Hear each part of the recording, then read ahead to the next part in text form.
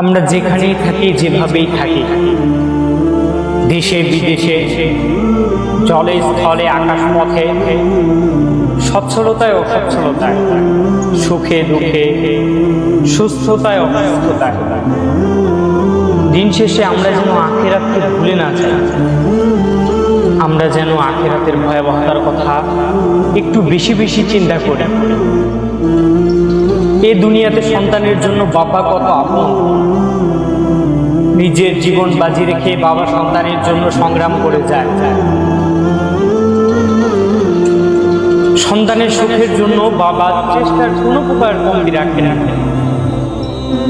কিন্তু কিয়ামতের অবস্থা এতটাই নির্মম হবে যে আল্লাহর কোরআন 29 পারা সূরা মাআরিজের 11 নম্বর আয়াত, ইয়াওয়াদুল মুজরিমু লাউ ইফতাদি মিন আযাবি ইয়াউমিদ্দিন বিবানি, সেদিন শাস্তি থেকে বাঁচার জন্য গুনাহগার বাবা তার সন্তানকে মুক্তিপণ হিসাবে দিয়ে দিতে চাইবে। গুনাহগার বাবা বলবেন, আল্লাহ আমি বাবাকে মুক্তি দান করুন, আর আমার এই যে সন্তান, আমার বিনিময়ে, আমার গুনার বিনিময়ে আমার সন্তানকে আপনি আযাব দিন।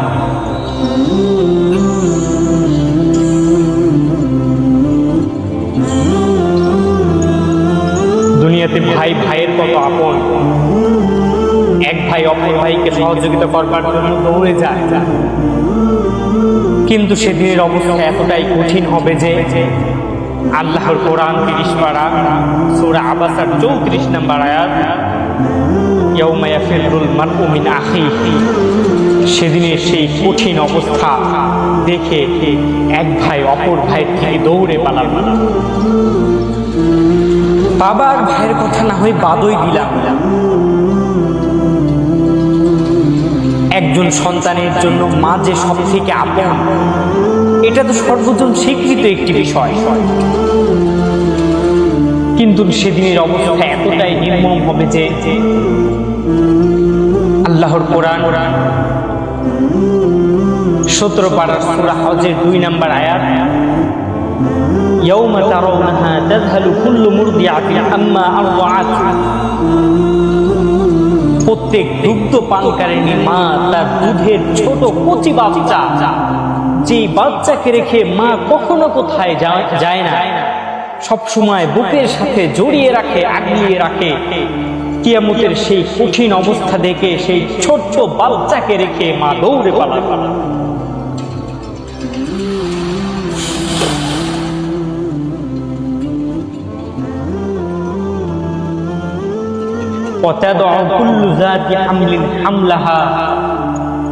গর্ভে বাচ্চা রয়েছে, অপরিপক্ক বাচ্চা, এখনো গর্ভপাতের সময় হয়নি। কিয়ামতের সেই কঠিন অবস্থা দেখে সেই অপরিপক্ক 3 মাসের গর্ভের বাচ্চাকে মা গর্ভপাত করে ফেলবে।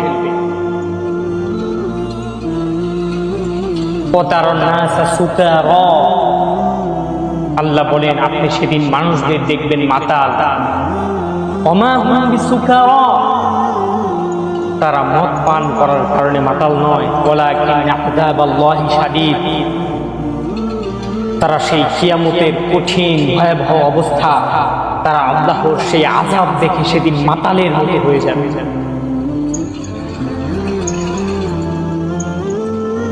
দুনিয়ার মানুষ, সেদিন মানুষ বলবে, রব্বানা আবসারনা ওয়া সামি'না ফারজি'না না'মাল সালিহান ইন্না মুকিনুন, আল্লাহ সব দেখেছি, সব বুঝেছি, দৃঢ় প্রত্যয় হয়ে গিয়েছি, আল্লাহ আর একবার দুনিয়ায় পাঠান, আর কোনো অসৎ কাজ করব না, শুধু সওয়াবের কাজই করে যাব, শুধু কল্যাণের কাজই করে যাব। কিন্তু সেদিন আর কোনো সুযোগ দেওয়া হবে না।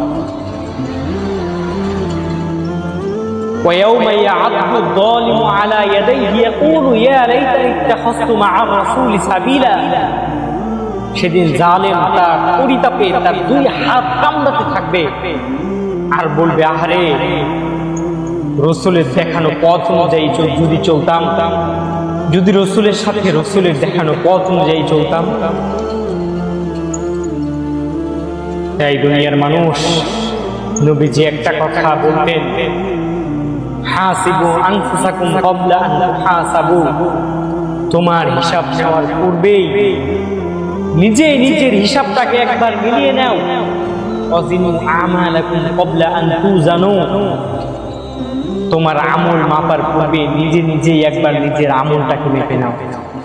দুনিয়ার মানুষ, একটি কথা খুব বেশি বেশি মনে রাখতে হবে, আখিরাত ছাড়া দিন শেষে এই দুনিয়ার ভিন্ন কোনো মানে দাঁড়ায়।